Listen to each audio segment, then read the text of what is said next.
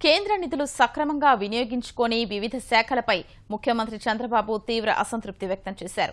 దాదాపు 5,418 కోట్ల రూపాయల నిధులు పెండింగ్లో ఉండడంపై శాఖాధిపతుల సమావేశంలో నిలదీశారు. ఈ భేటీలో ముఖ్యమంత్రి అడిగిన ప్రశ్నలకు చాలా మంది అధికారుల దగ్గర సమాధానం లేకపోయింది.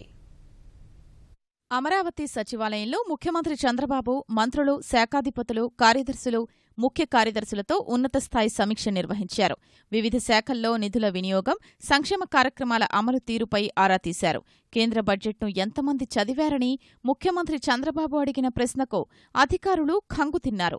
తాము బడ్జెట్ చదవలేదని చాలామంది చెప్పారు.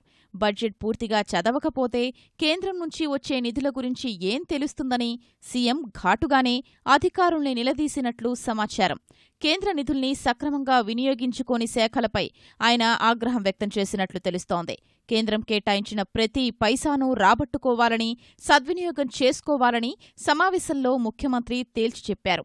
ఏ శాఖకు కేంద్రం ఎన్ని నిధులు మంజూరు చేసింది, ఇప్పటివరకు ఎంత ఖర్చు చేశారు, ఇంకా ఎంత రావాలి తదితర వివరాలన్నీ అధికారులు ముఖ్యమంత్రికి వివరించారు. చాలా విభాగాలు కేంద్ర నిధులు వినియోగించుకున్నా అందుకు సంబంధించిన వినియోగ ధృవపత్రాన్ని కేంద్రానికి పంపకపోవటాన్ని సీఎం తప్పుబట్టారు. కేంద్ర బడ్జెట్ చదివి ఆర్థిక శాఖకు 3 రోజుల్లో తాజా ప్రతిపాదనలు పంపాలని అధికారులకు సూచించారు.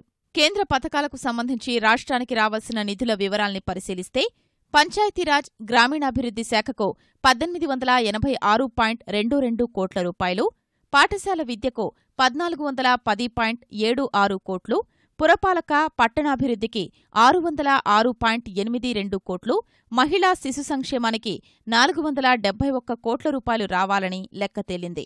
వ్యవసాయానికి 52.61 కోట్ల రూపాయలు, గృహ నిర్మాణానికి 210 కోట్లు, ఆరోగ్య శాఖకు 102 కోట్ల రూపాయలు రావాల్సి ఉంది.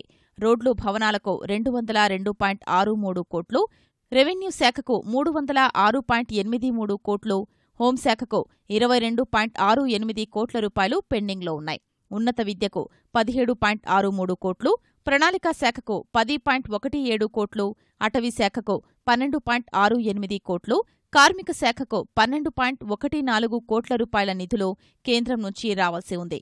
మొత్తంగా 5,418.72 కోట్ల రూపాయలుగా తేలింది.